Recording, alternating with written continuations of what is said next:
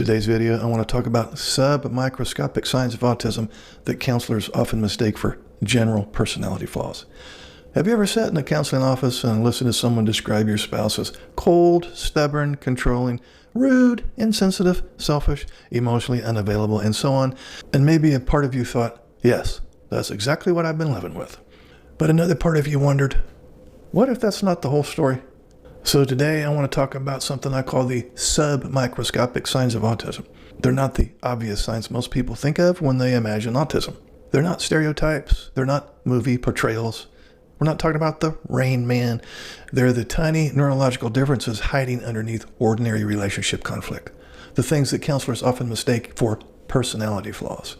And when these behaviors are misunderstood, entire marriages can be built around the wrong explanation. Because if we think we're dealing with character, we'll use character interventions. If we think we're dealing with intentionality, we'll use accountability interventions. But if we're actually dealing with neurology, everything changes. So let's begin. Imagine a neurotypical wife says, well, my husband never reacts when I'm upset. He doesn't seem to care how hurt I am. And a traditional counselor may conclude, oh, well, your ASD partner lacks empathy. But what if that's not true? Autistic individuals experience what researchers call differences in emotional expression rather than an absence of emotional expression. Inside, they do indeed feel concern. They also feel anxiety, distress. They feel love. But the face doesn't communicate it. His voice remains flat. The body stays still. The response is delayed. And the neurotypical partner interprets that as, you just don't care. And then the counselor interprets that as, you need to show more empathy. Meanwhile, the autistic person is sitting there thinking, I care so much, I don't know what to do. Flat affect is often mistaken for emotional emptiness, but those are not the same thing. One is a communication style, the other is a character judgment, and those distinctions matter. Here's another one, rigid adherence to routine. How many times have I heard someone say, well, he's stubborn. He has to have everything his way. He refuses to compromise. Now, certainly stubbornness exists in the human race, but neurotypical people can become rigid too. Autism often creates a very different kind of rigidity. Routine functions as a nervous system stabilizer.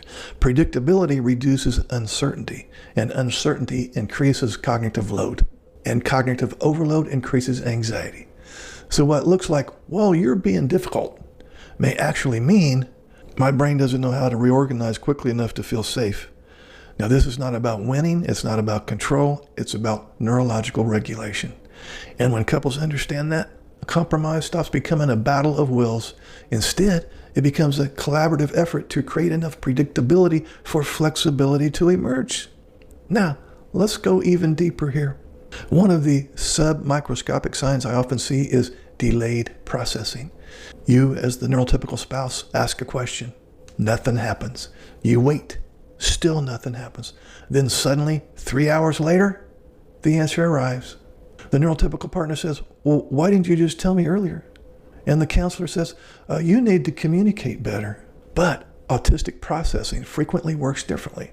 The brain may require additional time to sort sensory information, emotional information, language processing, and social expectations simultaneously. It's not pathological demand avoidance. It's not defiance. It's not stonewalling. It's not narcissism. It is processing delay. The tragedy is that delayed processing gets interpreted as lack of caring, when in reality, the autistic person may have been working on that answer the entire time. Here's another submicroscopic behavior, problem solving instead of comforting. The neurotypical spouse says, I had a terrible day. And the autistic spouse responds with, well, maybe you should call your supervisor and clarify the expectations over there. Immediately, for the NT spouse, hurt erupts. She says, well, I didn't ask for solutions. I wanted some moral support there. And then traditional counseling sometimes labels this as emotional immaturity. But often, this response is an act of love. Did you hear me? An act of love. Many autistic people show care through practical assistance. They reduce distress by solving problems because problem solving feels concrete. Emotional attunement feels ambiguous. Neither partner is wrong. They're simply speaking different dialects of care. The neurotypical spouse says, sit with me. The autistic spouse says, let me try to fix it. Both are attempts at love. However, neither feels loving when untranslated. Now here's another subtle one. The absence of spontaneous reciprocity. The autistic partner forgets to ask, well, how was your day? They don't automatically inquire about feelings. They don't remember anniversaries. And then the neurotypical partner feels invisible. She thinks, I matter so little you don't even think to ask. But autism often affects social prediction systems. I said autism often affects social prediction systems. Many neurotypical people intuitively anticipate what others expect socially. However, autistic individuals may require conscious effort rather than automatic instinct. What happens automatically for one person requires active executive functioning for another. Not because one loves more than the other, but because one performs social reciprocity differently. Now let's talk about sensory processing, and this one is enormous. The autistic spouse becomes irritable after family gatherings. Maybe he withdraws during vacations. Maybe he snaps unexpectedly after errands. And then the counselor says, well, I think you need anger management. But sensory overload accumulates. Bright lights, background conversations, unexpected touch, competing sounds, crowded environments, social masking, decision fatigue. Eventually the nervous system reaches capacity. What emerges looks like irritability. Underneath is exhaustion. If you never identify this sensory component, you'll keep trying to fix personality traits that don't actually exist. Now, here's perhaps the most painful one. Failure to repair.